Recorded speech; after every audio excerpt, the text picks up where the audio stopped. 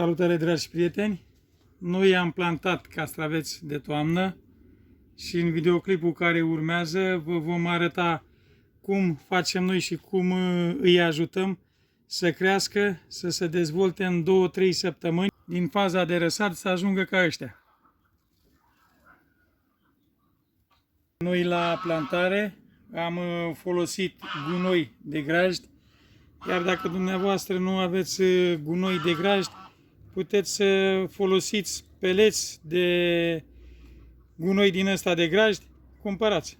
Iar dacă dumneavoastră nu ați avut sau nu le-ați spus când ați plantat, le puteți spune și acum că nu este târziu, adică și după ce ați plantat, și puteți să puneți acest gunoi pe lângă ei, poate mai udați cu furtunul sau poate pe rigle, iar acești castraveți își vor lua toți nutrienții din acest gunoi de grajd când îi udăm.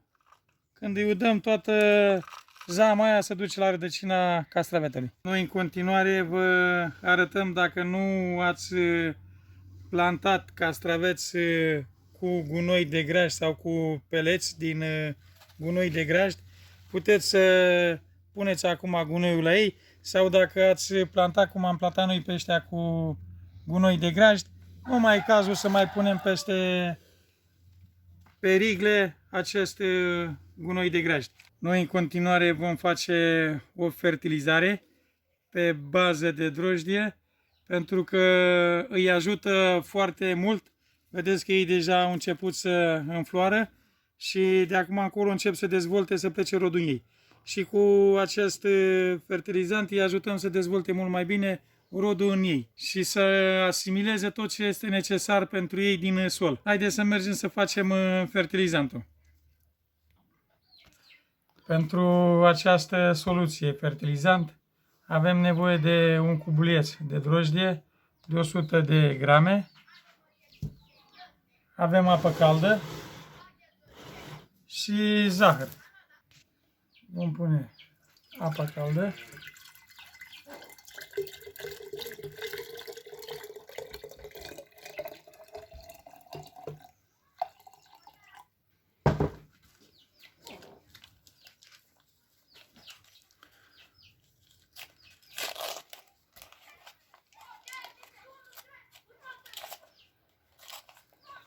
Drojdia proaspătă.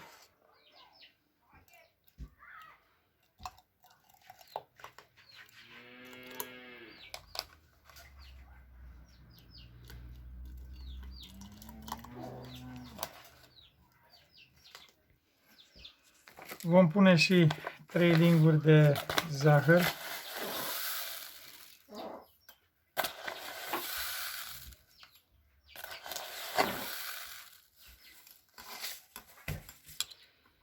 O mestecăm bine, să topească și zahărul bine, pentru că drojdia, dacă e apa caldă, imediat să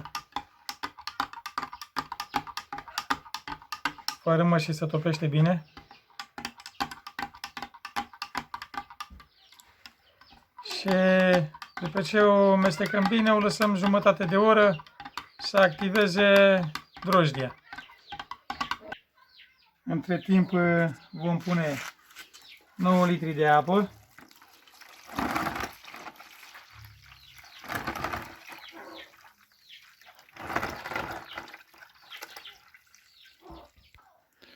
Aici avem 9 litri de apă și în cană folosirăm 1 litru de apă la diluarea drojdiei. În total avem 10 litri.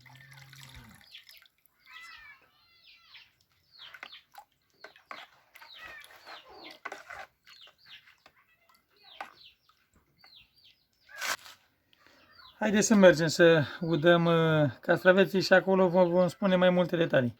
Dacă veți ține cont de sfaturile care vi le spunem noi, de la plantare până cum sunt aceștia la 3 săptămâni, deja după o săptămână și ceva, veți mânca castraveți din acești castraveți. La noi, de la plantare, din faza de răsad, până când vom mânca castraveți din ei, cam într-o lună o lună și o săptămână maxim vom mânca castraveți din ei, pentru că, cum vă spuserăm, au 3 săptămâni și ia uite deja castravetele, se vede? Ia uite. Deja încep să dezvolte și cu această soluție pe bază de drojdie îi vom ajuta mult mai bine să dezvolte. Noi vom folosi cam jumătate de litru la fiecare plantă în parte, dar înainte de a lua cu cana din găleată, o mai amestecăm să fie la fel, să fie amestecată bine. Și cum vă spusărăm, câte o jumătate de litru la fiecare plantă. Adică o cană de 1 litru să o punem la 2 plante. Această soluție pe bază de drojdie o puteți folosi dimineața sau seara. Dacă vreți, o puteți repeta după o lună de zile, dar între timpul ăsta de o lună de zile ar fi bine să le mai punem un gunoi de ăsta de grajd, pentru că din drojdie asimilează ce le trebuie, dar le mai trebuie și gunoi de grajd ca să ia și altfel de nutrienți, nu numai nutrienții care ni poate da drojdia. Drojdia e un fertilizant care ajută planta să asimileze tot ce îi trebuie din sol. Iar dacă solul nu are de unde, atunci trebuie să îl ajutăm măcar cu un gunoi de ăsta de grajd să își ia tot ce îi trebuie din acest fertilizant și din acest gunoi de grajd. Cam asta este tot, dragi prieteni, cu sfaturile noastre, cum ajutăm noi castraveții să dezvolte și să crească mult mai bine. Vă mulțumim frumos că ne vizualizați. Lăsați-ne și nouă un like la vizualizare, un comentariu dacă vreați dumneavoastră, o distribuire. Vă mulțumim frumos tuturor, să aveți o zi bună. Salutare!